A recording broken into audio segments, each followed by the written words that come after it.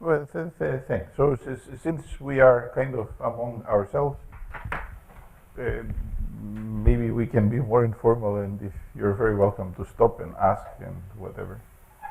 So, I was talking with Len the other day about how I started working on this, including thoughts of old teachers like Skip Scriven in Minneapolis. And so I wanted to say something that comes from graduate school, which is ridiculously simple, but which still I find unbelievably exciting to this day.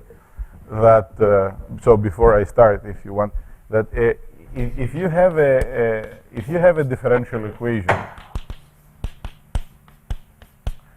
then you have a model. There is two ways of going with a model to the computer.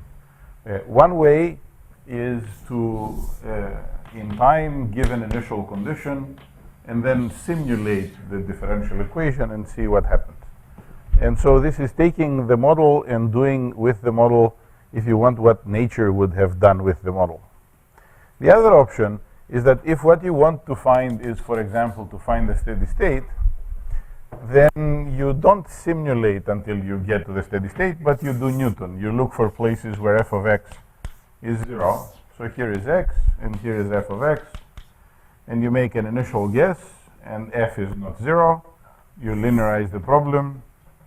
This is the next guess, is not 0. Linearize the problem, and so on and so forth. What is the little thing that I want to say? The little thing that I want to say is that if you have the model, you can either do simulations or you can do all kinds of other interesting things that are extremely unphysical. What do I mean extremely unphysical? That Newton has its own dynamics, but the Newton dynamics don't happen in the laboratory or in nature. Nevertheless, the Newton dynamics have the same fixed point as the integration dynamics. So what is the point? The point is that if you have a model and you can take derivatives, then it is possible to use the model in very different ways than just the physical ways of using it. And as I said, this is something that Skip Scriven kind of taught us in graduate school along with my classmates, and I always found it very interesting. Now, how does this link with coarse-grained bifurcation stuff? When I was a postdoc in Los Alamos, at days that Soviets still existed, and Los Alamos was an amazing place, and you could do anything you wanted, I was a postdoc there in 1985 to 86, which was exactly when a very important paper by Frisch, Haslacher, and Pomot came out. This was a paper that showed what the right symmetries in a lattice gas should be, so that the hydrodynamic equations of the lattice gas would be Navier-Stokes. And everybody was immensely excited because we were going to scrap the Navier-Stokes and we were not going to do turbulence anymore with Navier-Stokes. We are only going to do it now with lattice gases. We're going to do special purpose hardware that will do lattice gases and glory and so on and so forth. And so as a postdoc, I remember being extremely unhappy about the following thing. There was a lot of other postdocs that were my friends that were doing lattice gases. And they were, let's say, also doing Rayleigh-Benard calculation with lattice gases. And I was doing Rayleigh-Benard calculations with the Navier-Stokes. And our pictures, if you want, of the periodic oscillations or of the steady states were exactly the same. But my tools, stability and bifurcation calculations, eigen calculations, and so on and so forth, were utterly useless for their version of the problem. So it was terrible to me. Again, I mean, it's very naive also, but I wanted to say where in some sense all this starts from. It was terrible to me that exactly the same problem in one representation admitted all of these tools, like Newton, let's say, and in the other representation, the only thing you could do were run simulations and see what happens. And it took some time to, in some sense, for me, to be able to reconcile this idea that in some representations of the same thing, you don't use these tools, and in some representations, you can use them. And the long story short, what is the thing that makes the difference? the things that makes the difference in most of the algorithms that I know and love, and many of us know and love, is that the thing that enables you to construct Newton is, of course, enough smoothness in the problem that you can take derivatives. So for the lattice-Boltzmann, for the lattice gas problem, it is stochastic, it is discrete, it's where you cannot take derivatives to find steady. It doesn't have steady states. What is a steady state for the flow is not a steady state for the lattice gas problem. And so the whole point then was that there was this gap in my mind for having something in a representation that did not allow the use of these tools, and then having something in a representation that did allow the use of these tools. How to, in some sense, reconcile the two. And the whole point is that you can use these tools, but not when you look at the lattice gas problem at the level of the gas particles, because there are no steady states and no derivatives and no whatever. But if you observe the lattice gas problem at the level of density fields, then you can do it. And so that is the main idea. You can apply the tools to a lattice gas version of the problem, but if you do this, then you shouldn't be doing it at that level of representation. You should be doing it at the coarser level of representation. And so this is what we said last time. This is coarse projective integration. I have a particle code, so I didn't get the pointer. The wooden stick is an excellent thing. You can also hit the audience with the wooden stick. So the motivation, and this was one of the first problems that we played with, and this was with Hans Othmer and Bill Gear and a postdoc that was Sima Seta-Yesker, who is now a professor in Indiana. So let's say that this is a one-dimensional problem of particles, and the particles, as I will show you in just a moment, are models of cells, and these cells are jiggling back and forth. This is a typical model of E. coli that comes from Hans Othmer, and I kind of believe that I can write an effective equation for the cell density. I know this because of a lot of work that people have done in deriving such an equation for such a model. But I kind of presume that I don't know that this equation exists. I just know that I can write an effective dynamic equation in terms of cell density. But I don't have this equation. The only thing I have available is the particle code. So what do I do? To simulate this equation, for a given initial condition, I need to know what the time derivative is of the velocity field. I don't have a formula for this. So what I do is that I take this initial condition in density, and I create particles that have this density. I run the particles for some time and observe the evolution of the density. I use the short evolution of the observations to estimate the time derivative. And now that I have an estimate of the time derivative, I do the same thing that I would have done with an Euler integrator. I take an Euler step. Then I know what the density will be later on, but not what the particles will be. It doesn't matter. I create particles that have this density, run for a short time, estimate the time derivative, and jump. What is the idea? I'm just repeating kind of what we discussed last time, that if there is enough of a time scale separation between the dynamics of the individual particles and the dynamics of higher order moments than density, like pair probabilities or triplet probabilities, then once I initialize particles with this density, even if the higher order statistics are initialized wrong, a very quick simulation will slave the higher order statistics, will allow me to estimate the time derivative, in effect will close the equation on the fly, will allow me to estimate the time derivative of the closed equation. If you want, it's like lying on a slow manifold, and then I can make a jump. When is this jump useful? The usefulness of this jump depends on the gap between the characteristic time scales of the higher order statistics and the characteristic time scales that have to do with the density evolution. If these are fast compared to this means two things. On the one thing, it means that I can close equations with just density. On the other hand, it means that a short run here allows me to make an accurate prediction about density a long time later on. How long? Long compared to the fast dynamics of the higher order moments, but let's say order 1 compared to the statistics, or compared to the evolution of density. So I predict density well, not where the particles are, but it doesn't matter because any configuration of particles that has this density will very quickly acquire the right higher order statistics so that I again can estimate the time derivative and jump. Okay. So we call this projective coarse forward Euler. It is forward Euler for the density equation. It is done not by evaluating the right-hand side from a formula. We pretended this did not exist.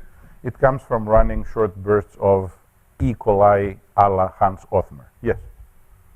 So can you refine this process by taking higher moments? And yeah, and I will show you nice little examples of this just now. Here, I kind of assumed that from God or the literature or Hans Othmer or Keller and Zegel, I kind of already knew what the right level for closing the equation was. So this is very important.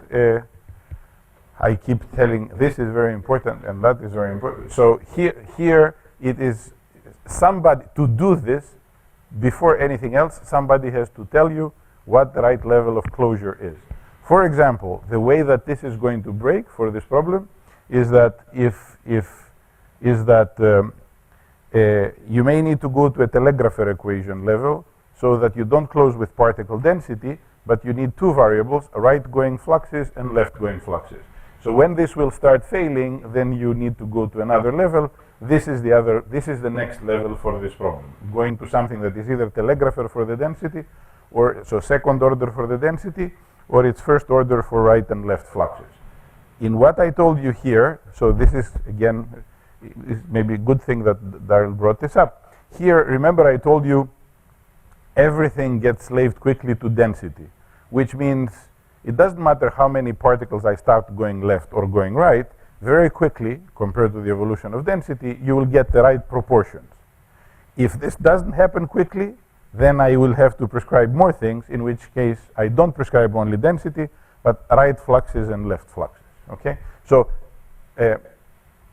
once again, the reason that this is very important is because in the end, so if you will forgive me again, since we are kind of more informal today, I also like to say when I was an undergrad, I thought that the most important thing in the Navier-Stokes equations was that somebody, i.e. Newton, would come up with Newton's formula for viscosity and tell you that stresses are proportional to velocity gradients.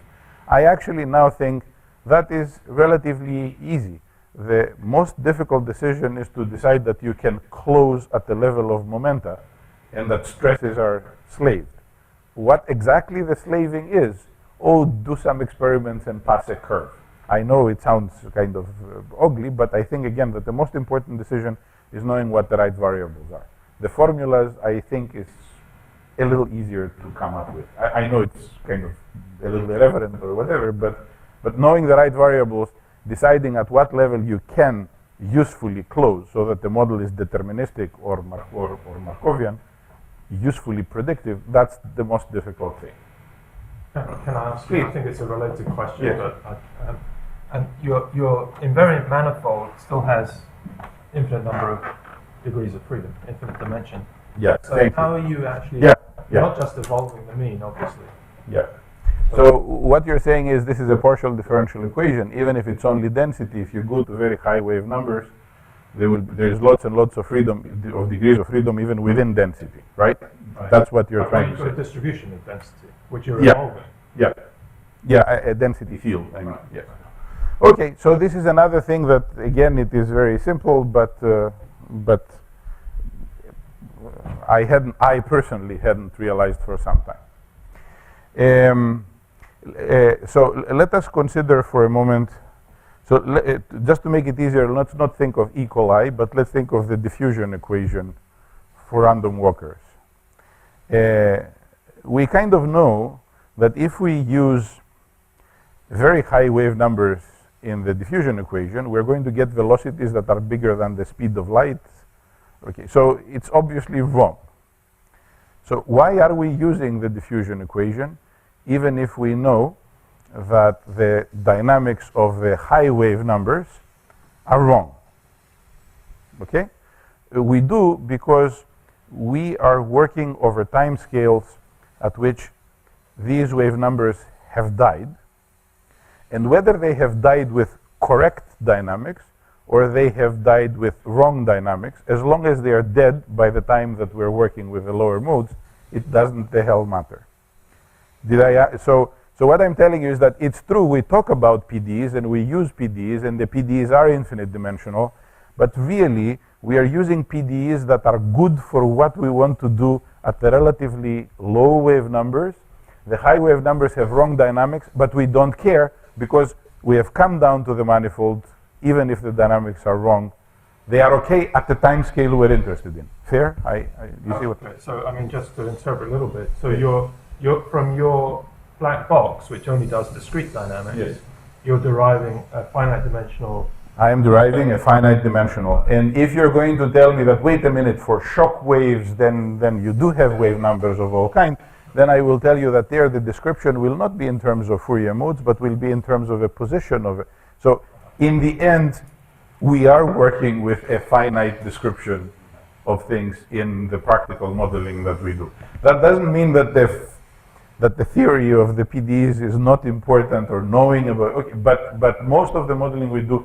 So the important, it was a small but important revelation for me to realize that we don't really get PDEs. We're getting PDEs that are good for the high wave numbers, wrong for the dynamics of the high wave numbers, but correct for the long-term dynamics of the high wave numbers, okay? So, this was one of the first examples that we did. I showed this the first time that I was here in June. This is a decent model for E. coli locomotion. It comes from Hans Othmer. This is a movie of what really happens that the people have shown several times, even just here. It's a famous one. Here, every E. coli is a particle. Each one of them has 6 flagellae that are integer 0, 1 numbers, depending on whether they are going clockwise or counterclockwise. And there are 2 internal states in each one of the E. coli, and that are evolving based on ordinary differential equations. And so the ordinary differential equations depend on the field that we put the E. coli in. So this is a pretty standard thing. When this is evolving, when the model that I am going to show you is evolving, what is evolving is 40,000 ordinary differential equations plus 6 times 20,000 is 120,000 random variables that are integer 0 or 1. And what you're seeing here are the results of coarse projective integration for the density of the E. coli when you put them in a field of chemoattractant that looks like this. Since the chemoattractant looks like this, there is 2 places where the chemoattractant has high gradients, and so we start the E. coli more or less uniform, and you see pretty quickly they come up at the places where there is high gradients, and then long term they're going to have a single peak. What is the important thing in showing you this picture? There is 2 different curves, blue curves and red curves. The blue curves come from running the E. coli all the time and observing their density. The red curves come from running the E. coli for some time, observing their density, estimating the time derivative of the density, jumping the density, and then starting E. coli that have the right density here, the right density field, not the right density, but crap, right moving, left moving, tumbling, whatever, internal variable, flagellae, whatever. As you can kind of maybe see, the red thing is a little bit wrong, but very quickly it comes back down to the blue, which means that the higher order variables, the higher order moments very quickly get slaved to the density field, just by observation. So this was coarse projective integration. Actually, we don't do it with a particle PDF, we do it with a particle CDF. That's how the code is with the cumulated distribution. And as I told you, for problems that have separation of time scales and are ordinary differential equations, with Bill Gear, you can actually do the numerical analysis of such algorithms of coming down to a slow manifold, taking a big jump. The big jump takes you off the manifold, but then you do the detailed simulation that brings you back down, and so on and so forth. What are we using when we do this? It's what I told you before. If you think of this as being space, and this is being time, and this is the solution. We are simulating in all of space. Later we're going to talk about parts of space. We're simulating in all of space, and sometime we are using smoothness of the solution in time to make a jump. And again, if you're interested in shocks, it is the description has smoothness, not the profile. Okay. Yes. Yeah, please. To go back to the Keller-Siegel equation, Yes. The ones that they studied actually were not local in P in the second term. They used the average. So, not the spatial average, but a local average. okay, so A, thank you. B, the only thing that I used to do what I did is not what the actual right-hand side of the Keller-Siegel is. I just used the fact that there is an equation which, given the density field, is going to predict the density field later on. I did not use anywhere that the equation is local or a partial differential equation. I started with the whole field and evolved the whole field. Actually, I have a nice example which I put in because of Professor Yeomans being here coming up to kind of make a point of this. So in here, I did not use anywhere the hypothesis that the equation is a PDE for density. I used the hypothesis that the equation is a functional equation for the density field. But if you Yes. think about this PDE, it's going to develop blow up in finite time, and if you have that non-locality and the right initial conditions. So I was not planning to talk to you about how to do coarse graining of self-similar stuff, but we can discuss that also. So far, the only hypothesis that I am making is that I can be predictive with the density field. If I start with a given density field, then I can, that's what I need to know to be able to predict what the density field will be later on. Okay, so I still object a little bit because the PDE, the density field in the PDE develops some kind of delta function singularity, and you have to sort of get the interactions right in order to find out where that's going to occur and when it's going to occur. Yes.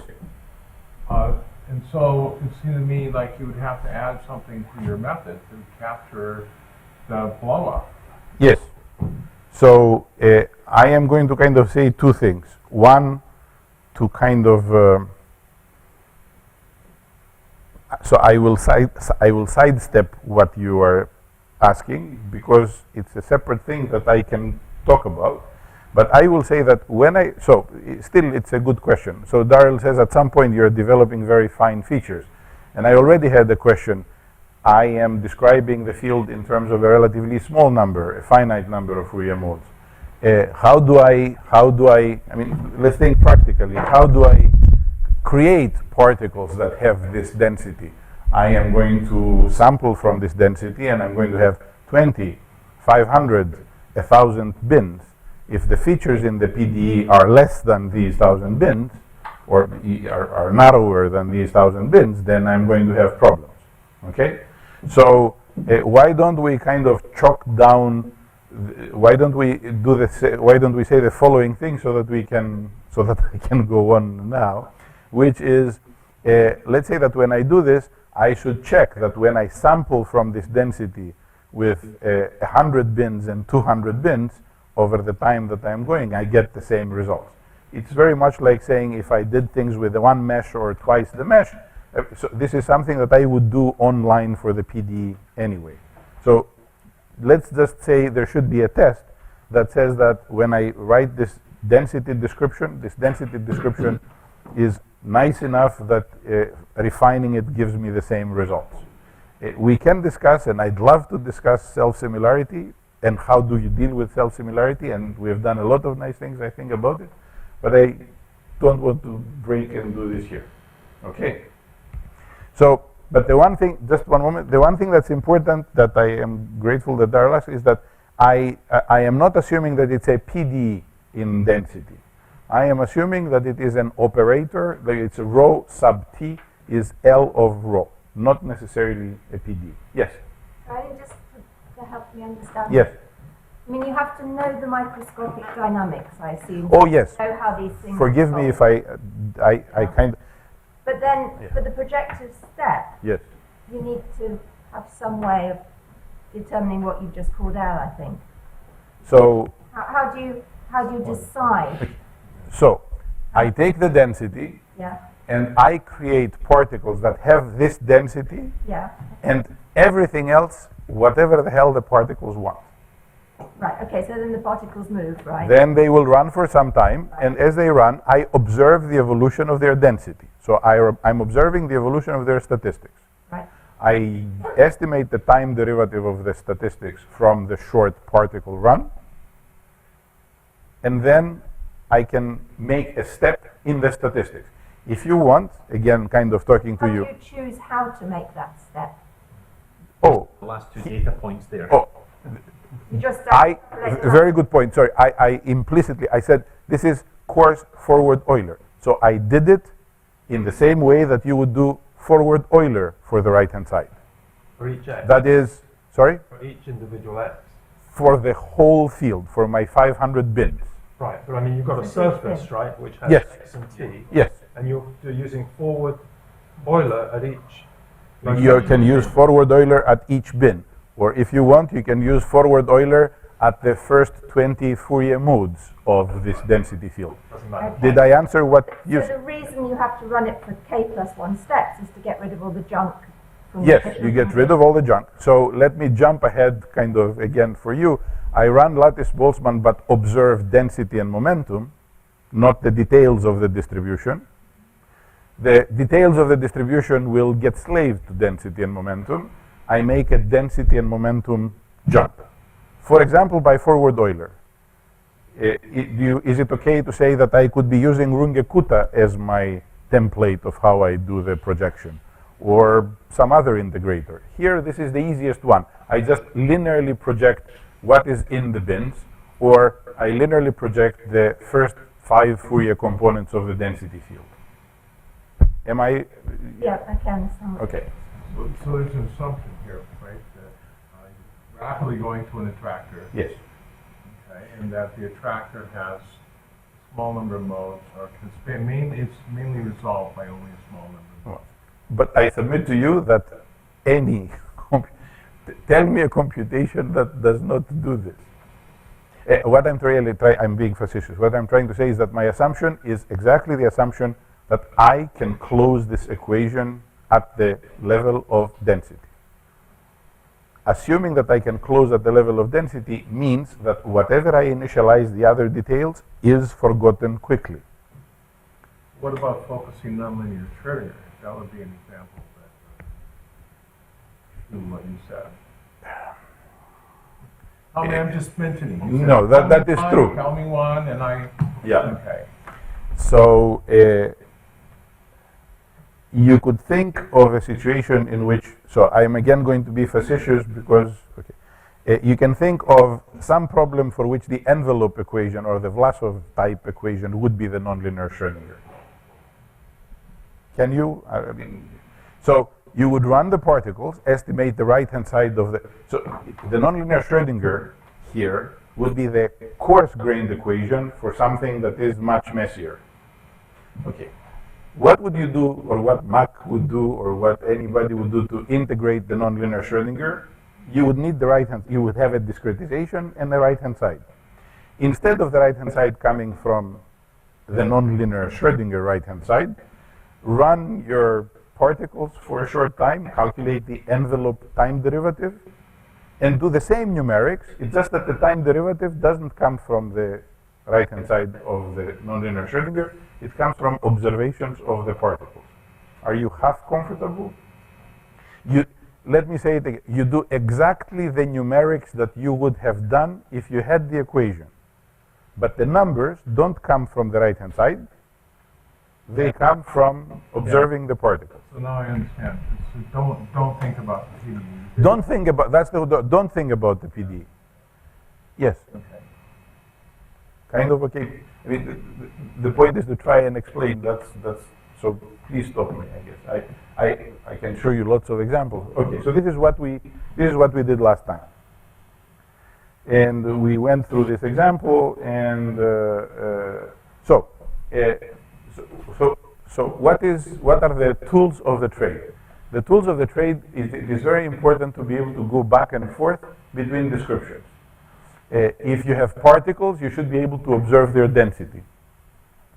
If you have densities, it should be possible to create particles that have this density. For some observables, this is very easy. It's very easy to put particles down with a given density. For some observables, this is a terrible trouble. It is very difficult to put particles down that have a given pair correlation function. Like my colleague Arthur Cuato in Princeton spends a big part of his scientific life just doing optimization formulations to put particles down that have prescribed observables. Some observables are easy to lift from. We call it lifting. Like there is the high level description and low level description. You go from the low level description, the low degree of freedom description, the coarse description, to the fine description by lifting to the high description. This is funny because other people think of it exactly the opposite way. They think they go down to the detailed description, and both are acceptable. So what is going up and going down depends on what person's papers you read. In our case, the high level, the detailed description is up, and the PD is down. The particles are up, and the PD is down. All the running is done with the detailed simulator. You never think of the PDE. You don't try to obtain the PDE or the integral equation or whatever. All the running is done with the detailed code. If there is going to be any benefit, the benefit is going to be by the way that you process the low-dimensional results. Like you process the envelope observations, estimate the time derivative, make a jump. Okay? And now I will, and again I said this last time, this is the place that was exciting for me. If we have an equation, we can either simulate or we can do Newton to find the steady state. But if we have a simulator, we can also fool it into doing Newton. So this was the exciting part again for me, that you could take a forward simulator in time for something and turn it into a bifurcation code, turn it into a stability code, turn it into an optimization code, and so on and so forth. How? This is the important thing. The heart of it, sorry for saying this again for those that were before here, it's the heart of the story. If I take an initial condition, and so when I do this thing, I take a particle density. I make particles with this density, run the particles a little bit, and I observe the density a little later. If the initial density and the final density are the same, that is, if I'm here, I have a steady state for the density. Not for the particles that keep jiggling around, but for the density field. Okay, so then I take the density, create particles, run the particles for a little bit, observe the density, and mark how much I moved, the difference between where I started and where I finished. And I get this point. And now instead of continuing the simulation, I take a nearby density, I run a little bit, I see how much I moved, and now I can estimate the linearization of the time one operator for the particles there. And then I can use this to do not a Newton but a secant method, which is as close to the Newton that I can get. So this is a way of using a simulator to do something else. And maybe somebody would shout, wait a minute, this is just one variable and there is one derivative, and if it's a discretization of a PDE, what are you going to do? 10,000 by 10,000 little simulations with noise to estimate a derivative matrix? And this is the one place where numerical analysis comes to our rescue, if you want. If this is the density field, and I run a little bit, and this is the result, the density field a little bit later on, perturb the density field, run a little bit, get the density field later on. The difference between these two density fields is an estimate of the linearization of the density equation you don't know how to write down, times a vector that you put in, which is how much you perturb the initial density.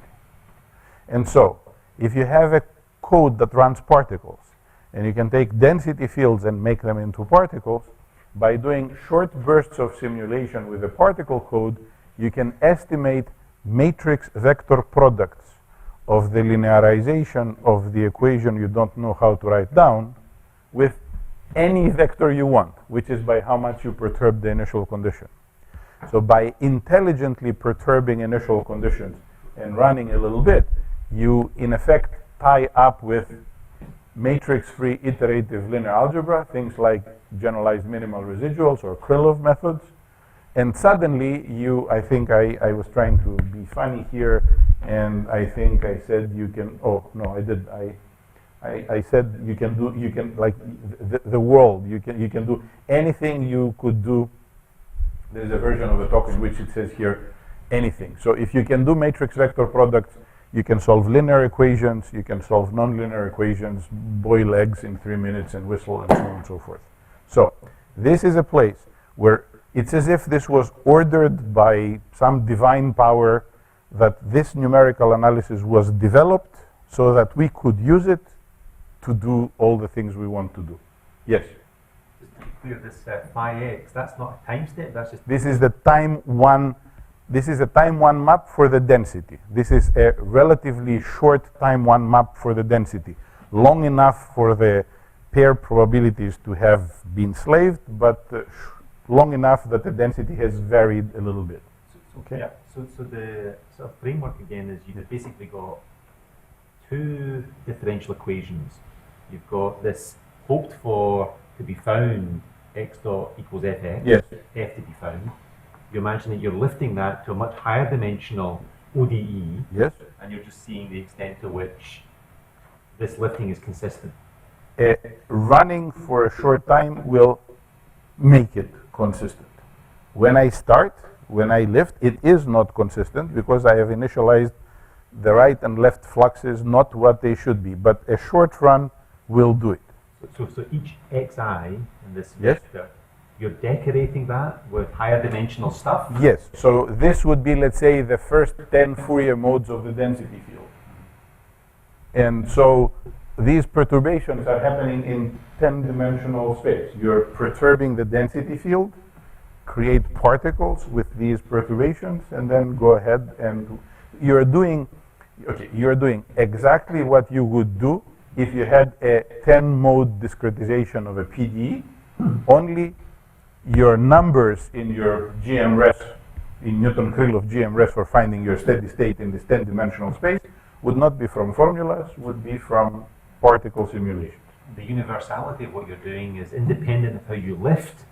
To a large extent, the relaxation is washing that deep. So this is important. So yes, it is, but the big thing in all this approach is the idea that if an equation closes with the variable that you have told me, I don't even pretend to try and find it. You have told me what the right variable is. Then this means that other details have to be forgotten quickly. If they, it looks circular, but it is not. If they were not forgotten quickly, you wouldn't be able to close with this variable. So it's a terrible assumption, but it is already made by whoever told me that I can close with density or with the envelope of something. Or okay. Okay. So now there is. Let's see. There was one more thing that I wanted to say before going on with this. Do you know? Please forgive me for asking it this way. Do you know why matrix-free iterative linear algebra got developed big time, like in the late 70s, early 80s? Does somebody have a personal view? I have an impression. I'm not 100% sure. Storage? Yeah. So the reason that this was developed, and the reason why there is so much stuff on it, is because when the first supercomputer, like when the first Cray came out, and I was a graduate student, it had only 1 million words core memory, and so you couldn't put all your matrices in there, but you could put in one row, and therefore you could use vector processing to compute a row vector product. Then you would page the row off, bring a new row, and use the vector processors to calculate. So the only way you could do big stuff, and many people like Steve Orzak did their career, he did many things, but one of the things that was exactly being able to fit in this little code, in this little memory, the usual operations that we can do by, in effect, using matrix vector product algorithms. So they were developed for a completely different reason, storage, as you said. That's what I think. And then they were just there for us to use. Okay. So one of the first things that we did, this is now not going to be PDs, it is more going to be ODs. So this is a kinetic Monte Carlo simulation of carbon monoxide oxidation. So you have carbon monoxide gas that gets absorbed on a surface, oxygen that gets absorbed dissociatively on a surface. There is also desorption, and then absorbed carbon monoxide and absorbed oxygen will react with each other, make gas CO2. So since this is a problem, so you take a big lattice chunk, and then you're doing a Monte Carlo simulation of this, and then the detailed problem would be a master equation. But if you have a large enough surface and a lot enough of particles, then it is a good approximation to believe that you can get equations, ordinary differential equations, for the average amount of carbon monoxide on the surface and the average amount of oxygen on the surface. The problem is that when there is attractive interactions between the adsorbents on the surface, then these equations become very quickly inaccurate. So you can write, so this is important, you can write mean field equations for that problem, and they will be quite accurate for very low coverages. And then as the coverages become higher and higher, the interactions become very important, and the explicit equations you can write down at the mean field level start being inaccurate. And so what I want to show you here, and this is not a big deal, it was relatively easy to do, but it was again important for us. This is one of the parameters of the problem that has to do with how much there is in the gas phase of one of the reactants. If there is a lot of one of the reactants in the gas phase, then it will cover the surface, there will be no space for the other reactant to come down, and there will be not much reaction. This is, you can think of this as in some sense being the reaction rate. So as you change this parameter, which is how much of one species you have in the gas phase, or if you want the chemical potential of one of the two reactants, this is the bifurcation diagram for the mean field equation. This is the bifurcation diagram for the quasi-chemical approximation. So what's the quasi-chemical approximation? The quasi-chemical approximation does not assume that the pair probabilities are random, writes equations for the pair probabilities, closes at the level of triplet probabilities being random, and then you set the time derivative of the pair probability is equal to 0. So you're assuming they're fast, not random, fast, the triplets are random, and so this is a, so you see, like at low coverages, they all do the same thing. At very high coverages, when beta is very large, there is a lot of oxygen in the gas phase, which means there's very little space for carbon monoxide to be there. That's why the coverage is so low. So what this tells you is that at very low coverages of carbon monoxide, whether you're doing mean field or quasi-chemical, it is the same thing. That's what happens down here. But in this intermediate regime, mean field fails miserably. Quasi-chemical does a pretty good job. But the blue dots that you see here are the things that we have gotten by doing it coarsely. What do I mean we have gotten by doing it coarsely? We assume that there exists an equation at the mean field level that is in terms of coverages, but the right-hand side is not the mean field one, is not the quasi-chemical one, it is whatever is given by brief bursts of simulation. This is important. Did I make sense? Like I can ask Marcus. Marcus, do you see what I'm saying? Okay. And if you make the interactions between the particles even stronger, then mean field fails terribly miserably, quasi-chemical fails terribly miserably. These things are just forward simulations, And the reason that the forward simulations only get to here is because since these are Monte Carlo, you only see the stable solutions. That's why we don't have the backward branch. And then by doing what we do, which means that we're doing Newton-Raphson based on time steppers on the Monte Carlo simulation, we can get the bifurcation diagram well all the way. So what is the big thing here? That the long-term Monte Carlo simulations, you see they're so far away from the usual closures, but when we try to work with them, we can get the correct results. What is our assumption? That there exists an equation in terms of coverages. There closes an equation at the mean field level. It's just not the mean field equation right-hand side that you get. So this is a simple thing that I hope I kind of said well. There was a question by a gentleman last week when I spoke, in which the answer was, it's kind of funny. When you say mean field equations, in my opinion, there is maybe two different things that you mean. There is equations in terms of the mean field variables, like densities, and then there is the right-hand side. These two things are separate. You can have equations that are accurate in terms of densities, but that doesn't mean that the assumptions you made to close the right-hand side are necessarily accurate. So the quasi-chemical approximation is still an equation in terms of densities only. It just has better assumptions, higher order assumptions to kind of get it there. And what I am basically saying is that as long as it is still possible to write a closed equation in terms of coverages, it doesn't matter that we don't know what the right-hand side is, we can still get the bifurcation diagram. Did I say this reasonably? I hope. Is it Yes. a free lunch? Pardon? Is it a free lunch? No, because you do the big bursts of simulation, the short bursts of simulation with the big particle Monte Carlo code. What is it that you do benefit? There is things that you, so it is possible to find the unstable branches. Are you interested in the unstable branches? Well, for many molecular dynamics problems, the unstable branches are the transition states. You might be interested in what they are. You can write algorithms that find the transition point. It would take a very long and very messy simulation to accurately find where the transition point is, if you wanted to find what's the right parameter value. So there are free lunches. There are some things that you can get better.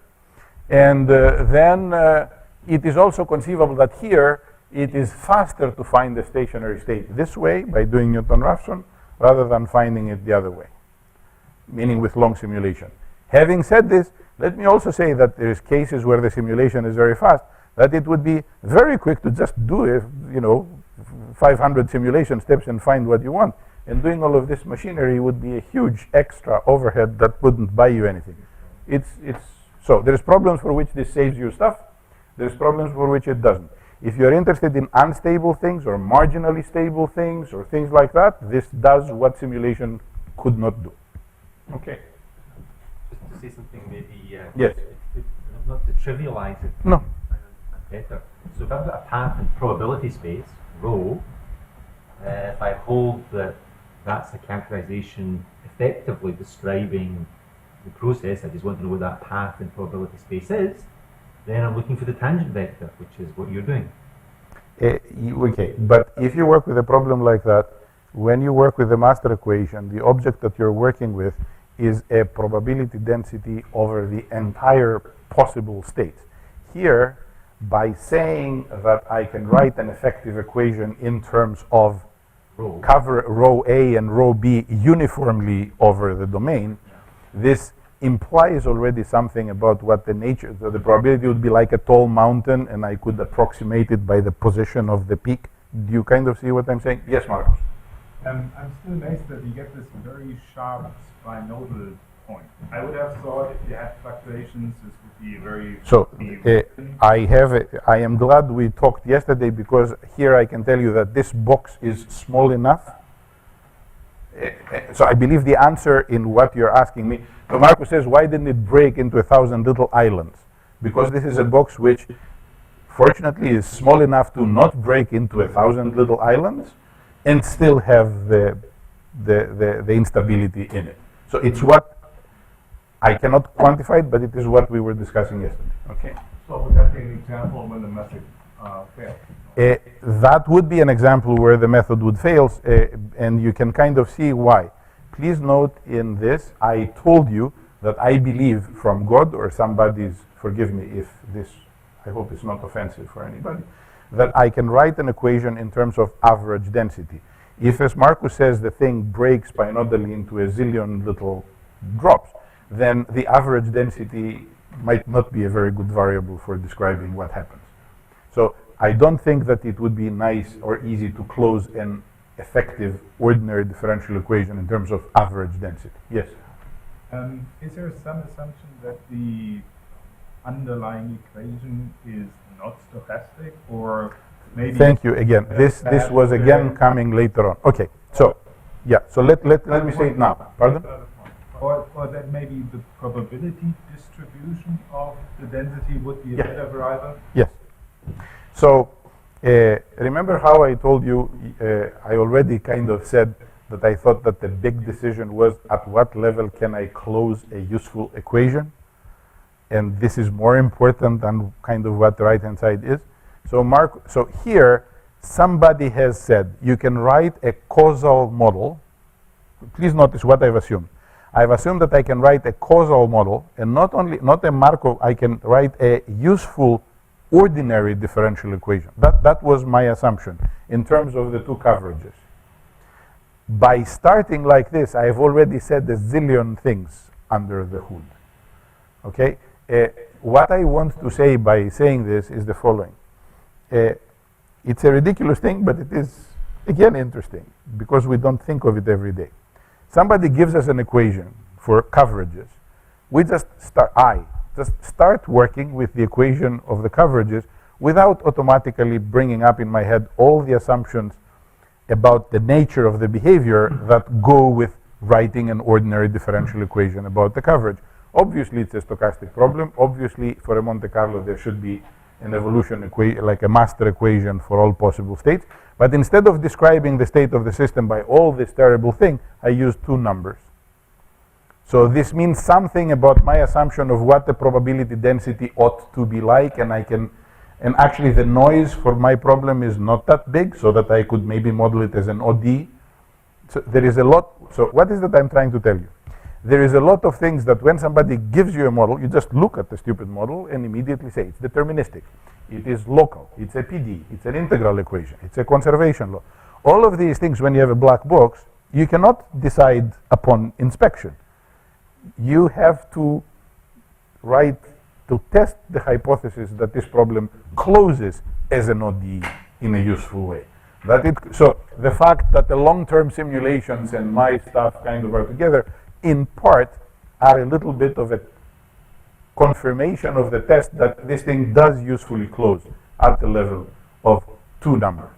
Okay? But this is a big thing. Yes? Do you have some examples? Where it doesn't. Yeah. Yeah.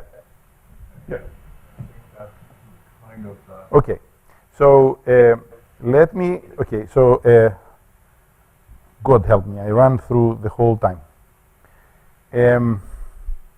Okay, I will say, if it's okay with you, I will, okay, A, you can leave. B, I will say one more Los Alamos story, which is important to me. And then I'd like to show the lattice Boltzmann example from back then that I was so happy when we did it that I kind of included for Professor Ioannis. Yes. Before you continue, we don't have a second seminar, so I guess we can just let it run. Please, I mean, don't feel obliged. Right, okay. Yeah. Okay. Yeah, there is nobody, but there is lunch, but nobody waiting to get in the room. So let me say, thank you. So, so this is something about something called a recursive projection method, which was done by Herb Keller. This is the brother of Joe, who was a professor at Caltech, and is very well known to all the nonlinear people because he was the one who kind of spearheaded continuation algorithms and bifurcation algorithms and things like that. So Herb used, like many Caltech people, used to consult at Los Alamos, and one of the times that he was there in the summer, my understanding is some magnetohydrodynamics people showed him one of these huge, terrible codes that had hundreds of man-years in them. And this huge, terrible magnetohydrodynamic code sometimes would go to nice steady states and sometimes would have big oscillations. And the question is, were the oscillations physical? Were the oscillations numerical? You know, what? But you realize, I mean, so obviously, if you could write a steady state code and do a stability analysis, you could figure it out. But there's no way in hell that you're going to take this hundreds or thousands of man-year code and rewrite from scratch a steady state version of it. So Keller had this, you can think of it as a very engineering view of, can I fool this big simulation code into becoming a steady state code so that I can find the stupid steady state and figure out if the instability is numerical or not. And now you can see why this was so this is equation-free stuff based on legacy codes. Not when in the box is not a particle simulator, but is some discretization of your PD that somebody else has written and you are afraid to go in and touch. Okay? I like to say the previous graduate student wrote this, and you don't want to mess with the code because it works in some cases. So what Keller said is, if indeed there is a separation of time scales, a little bit of integration will kill the fast modes, which is what we were saying, come down on a slow manifold. And then, and this is kind of cute, he said, you know, let's think that I am here, I integrate a little bit, and I integrate a little bit. So this is x1, this is x2, and this is x3. You would agree with me that in my notation, x2 is phi of x1, and x3 is phi of x2. And so x3 minus x2 is phi of x2 minus phi of x1, which is d phi dot x2 minus x1. What am I really telling you? I'm telling you that Keller said, instead of finding the best and most informative perturbation so that you can do the least ones of them, hell, let the integrator run a little bit. It'll sample enough of the slow manifold to give you an approximation of the Jacobian. So he didn't use the best perturbations. He used the ones that were coming out straight of the integrator itself. Well, this way he may have had to use a few more, but it doesn't matter. So I hope I make it. So this is such an admirable engineering view of a code. The guy thought of the code as an experiment, and he thought of how to write a protocol to run the experiment to find the unstable steady states that were sitting under it. I think it's beautiful. I had read this paper. When I was a grad student, I understood what he was doing, but it took me 10 years and hearing him present it in another case to figure out that, gee, it doesn't matter if in there is a PD. If it's particles, it's the same thing. So if you want, you can chalk all of this to Herb Keller's idea. It's not even particle. It's just a result of some code. It's the result of something. It could be a lookup table. Yeah. It could be, the way that I like to see it, it could be a telephone that calls somebody's lab, do an experiment, give me the number. I don't care, as long as, so this is the big thing. When you see what we do when we compute with PDEs, we never see, or almost never see, the actual right-hand side. We see a value, we see a derivative, we see maybe a second derivative, but we do it point-wise. The code, the algorithm that solves, never sees x squared or x cubed, the functional form. Where is the one place that I can think of in numerical analysis that we use that this happens, that you actually need to see x cubed and x squared and sine x and whatever? I think it only comes up when you do optimization, global optimization, and you do underestimators of functions. You need to see what the formula is to proceed algorithmically. I hope this makes some sense. But most of the integrators and stabilities and whatever that we do don't have this. Okay, so now here is finally this, and I will tell you why. Okay, I mean I'm saying it. I'm saying that I put it in for Julia to see it, but I wanted to tell you why I thought it was important at the time. So this is actually so old that my movies don't play. I tried yesterday night to download whatever. I apologize. I kind of have to tell you what it is that the movies are doing. So this is a two-dimensional bubble of a gas in a liquid, but it comes from a mixture lattice Boltzmann code, so that you can have so that it is possible to have a gas and a liquid, to have two different phases. And depending on conditions, so EO, for example, is the Earth-Verse number. You can have a bubble that is kind of rising nicely with periodic boundary conditions, or you can have one, and you cannot see it here, that is kind of jiggling up as it grows. So as you change conditions, you can have a bifurcation from a nicely rising bubble to a periodically rising bubble, well known, well established, and whatever.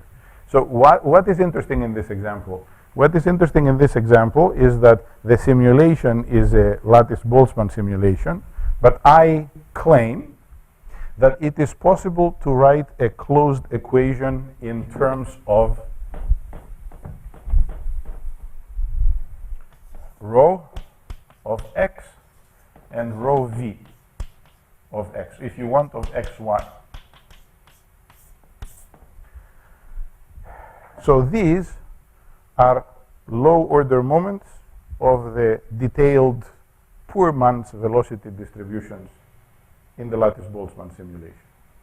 When I claim this, I am not claiming that I have a PDE. Actually, I don't know if it is a local equation. Okay, I don't know. But just give me the field of density and momentum now, and I will tell you the field of density and momentum later on. Okay? So, for all I know, I am pretty sure this is a non-local equation. For those who are not Yes. familiar with Lattice-Boltzmann, what is the actual simulation? So at every point, so you have a number of particles, but instead of the distribution of velocities being continuous, you have a discrete Poorman's, I like to say it Poorman's, I hope it's not offensive again, a distribution of velocities. And then update it to go to the next location. And there is streaming moves in which you would move the particles, and then there is relaxation moves in which you update the distribution of the velocity. So this was the closest that I could come at the time to a problem where I had a fine scale simulator. You realize this is not that fine a scale. This is not molecules, it is not colliding particles, but it is finer scale than this. So I could work with both. Yes? But I mean, Lattice-Boltzmann is set up to solve Navier-Stokes, which is exactly with rho and rho u as the slope variables, and the rest of the stuff in Very good. is rubbish. Yes, but in order to solve this problem, you would solve Navier-Stokes out here, Navier-Stokes in here, and you would have to go in by hand and put the location of the bubble. No, not if you do a sensible Lattice-Boltzmann with a nice free energy and get one of these nice diffuse interface Okay, models. so in effect then, this is not exactly Navier-Stokes because it has density gradient, so it is not compressed, it is not incompressible. I am saying something very simple. You do Lattice-Boltzmann, it will look like Navier-Stokes out in the red, it will look like Navier-Stokes in the blue, but in the regime of the interface, it will not be constant density, and the stresses are not going to be proportional to velocity gradients. Right? That would be model H. All right, yeah, carry on. So it's a very small thing. I'm not saying it's a big thing. I am using it as an illustration, so I don't have to figure out how to write, if you want, effective free energies as a function of density gradients. I'm just saying, give me the velocity field and the density field now, and I will be able to close at this level. Do you see my little point? Yep. Hopefully. Okay.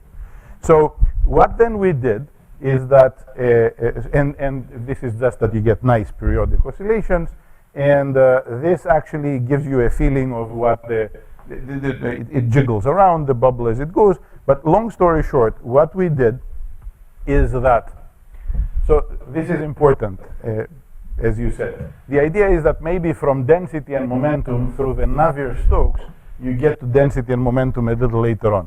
But for this problem, this is not true. These equations, they are at the Navier-Stokes level in the sense that you need density and momentum, but they are not the Navier-Stokes equations, not in the regime where there is density gradients. Okay? So, Navier-Stokes level, but not Navier-Stokes. And what we did is that we take fields at the Navier-Stokes level, make them lattice-Boltzmann, run the lattice-Boltzmann for some time. The higher order moments of the velocity field quickly get slaved to these fields, and then we come back down. So we make a time stepper of an equation at this level by starting at this level, making lattice-Boltzmann, running lattice-Boltzmann, and coming down. Using this time stepper, ta-ta. Do you run Yes. lattice Boltzmann everywhere? Yes, the whole thing. So as I said, it doesn't have to be. You don't need it. You run it where you don't need it. Okay, true. In the regimes that it is very red or very blue, I maybe didn't need to run lattice-Boltzmann. I agree, but please notice that my approach is slightly medieval. I'm trying to avoid thinking and making the simplifications by my head or paper and pencil. I'm trying to let the code do the appropriate thing at the appropriate place. So in the deep red regime or deep blue regime, I wouldn't need to run lattice-Boltzmann, but lattice-Boltzmann quickly relaxes to what I should be running. Are you reasonably comfortable with this? Okay. So this was the big thing when we did this in whenever it was, 2002 or something like that. There is the stable bubble, and as you change here, it was gravity. You actually can find that there is a Hopf bifurcation. You can find the unstable stationary state. You can find the right frequencies. You can find the corresponding oscillatory eigenvector. So these are the leading eigenvalues of whatever the operator is in terms of these variables. So as I said, this is a very simple thing that does not need all of this machinery to be done, but it shows you that by doing something like this, you can, if nothing else, if you want, you can test that it is possible to close this problem by density and momentum fields. You don't have to invent or put in surface tension. You don't have to write how stresses depend on density gradients. This approach will solve the problem without figuring this out. It's good because it solves the problem and tells you what the instability is. It's bad because you don't realize exactly what did it do and at the places that it did it. Do I make some sense in what I mean, we know that the right thing to do would be to invent surface tension, let's say, and put surface tension on the boundary of the bubble. This avoids doing this. You can think of it as being terrible, or you can think of it as being smart. If the only thing you want to find is where is the instability of the bubble, this will tell you where the instability of the bubble is at the coarse level without having to worry about inventing surface tension. Worrisome. Pardon? It's worrisome. It is. There's just energy involved with surface tension. So my assumption in this is that A, lattice-Boltzmann is the truth, which in general it isn't. So for me, the microcode, lattice-Boltzmann, is, quote, correct. That's what is happening. And all I am doing is showing that lattice-Boltzmann does not need all of its variables. It can close at the level of these variables. And the reason that I'm giving you this example is that you might be very tempted to say, oh, this is Navier-Stokes. It is not Navier-Stokes. It is Navier-Stokes in the one side, it's Navier-Stokes on the other side, and in the place where there is gradient, it is an equation that closes in terms of Navier-Stokes variables, but it's not Navier-Stokes. This is why I thought this was cute. But you must have used some lattice-Boltzmann which is not just straight, simple lattice-Boltzmann, which has some sort of extra to put in the surface tension. The Chan-Shen method or our method or... Oh, Chan-Shen method was there. Yes, it's true. Okay, so you put it in by hand into the lattice-Boltzmann. Obviously, okay, so A, you're right, but I still want to say what is learned and what is not. So it is true that the lattice-Boltzmann this lattice-Boltzmann has the ability to simulate surface tension, else it wouldn't find the right stuff to begin with. Because you put it in by putting... But I put it in, but it was put in at the particle level. It was not put in at the level of finding where the interface is and putting a stress extra in the interface. Do I make my point? Chen Chan, what's it do? It adds to the forces, doesn't it? It puts extra forces between red and between. But this is put, but this is put in at the particle level. When you go into the Navier-Stokes and put surface tension, you don't put it in the interaction potential between the particles. So what I'm saying is that surface tension is something at the macro level. Red-red interactions that lead to surface tension is something at the micro level. So the particles have interactions that include the ability to create surface tension. Okay? But because those have been put into the lattice Boltzmann. it has been put into the lattice Boltzmann by hand, but it has been put in at the level of potential interactions between individual particles, not in terms of a feature of the flow. Like, where is the gradient? I am going to put an extra force. No, because there are no particles in lattice Boltzmann. There are these distribution functions, and you put it in there. It is convenient for me to think of the component of distribution as particles that have a given velocity. Forgive me for this. Okay, well, probably people want their lunch. So Yeah, if again, we can talk again. So what I wanted to tell you, and maybe I will stop it at this, is that if the microscopic simulation is correct, so this is a huge assumption which has nothing to do with what we are doing. What we are doing is taking something micro and doing the macro implications of it quickly. If the micro thing is very bad, we are going to get huge, terrible macro implications very quickly. I mean, this does not add physics. The physics are there in the micro problem anyway. Okay, so I will again, just for history purposes, I have one historical slide that I like to see, again, that I like to show, forgive me, which is, I was talking again with Len yesterday about professors that we had and what they taught us. So let me see if I can find it. Bear with me. Yes. So, okay. So this is 1980. And Phil Holmes is now my colleague, and this is one of his light blue cyan books. It was called New Approaches to Nonlinear Problems in Dynamics. It was a workshop that was done at the Army Research Center in Wisconsin. They had the Math Research Center, if you remember. And so Scriven is the professor, and Bob Brown is the good student who then became provost at MIT and now is president at Boston University. And Bill Silliman is the good student who went to industry and went to ExxonMobil and is now a big honcho somewhere there, maybe much richer than Bob Brown. And this is their article, and it's called Computer-Aided Analysis of Nonlinear Problems in Transport Phenomena, which, if ever there was an ambitious title, this is one. And look at what they say. The nonlinear PDEs of mass, momentum, energy, species, and charge transport, like everything in the kitchen sink, can be solved in terms of functions of limited differentiability, no more than the physics warrants, rather than the analytic functions of classical analysis. We have basis sets consisting of low-order polynomials and systematically generate and analyze solutions by fast computers and modern matrix techniques. They're basically saying we do finite elements, but they're also saying something important. They're saying that we do on the computer the same mathematics, or to a large extent the same mathematics that people do when they do paper and pencil stuff.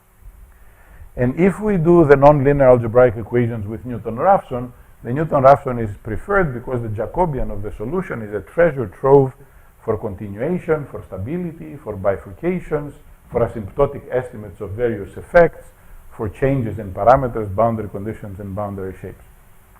So in effect, again, what is said here is that, okay, here's how I like to see it. In Newton's time, sorry, no, I mean, I apologize for kind of saying this, one would say the equations in words and write the solutions in words, or say the equations in formulas and write the solutions in formulas. And for a long time, people would have the equations in formulas and the solutions in formulas. What Scriven says here, maybe in the spirit also of Courant and other people doing finite elements, is that you can have the equations in formulas and the mathematics and the solutions in numerics. And in a sense, what I was telling you today and Tuesday is that you can have the equations in the computer and the solutions in the computer too. And again, this is done by fast computers and modern matrix techniques. Only the fast computers are clusters that run many parallel examples for variance reduction, and the modern matrix techniques are GMRS rather than banded solvers, which is what Scriven was doing. So that's kind of how I wanted to finish. I hope this was somehow interesting or useful, and I hope we can talk a little bit more about the lattice Boltzmann one. So, okay. Having said this, let me also tell you, okay, Uwe asked me not to give that talk, but remember I said at the beginning, in the end, I think personally the most important thing is figuring what the right variables are. And if you don't know what the right variables are, I think that developments in machine learning the last 10 years about manifold learning are crucial, are going to be a big thing in the way that we can still do everything we do, even if we don't know what the right variables are for a new messy system.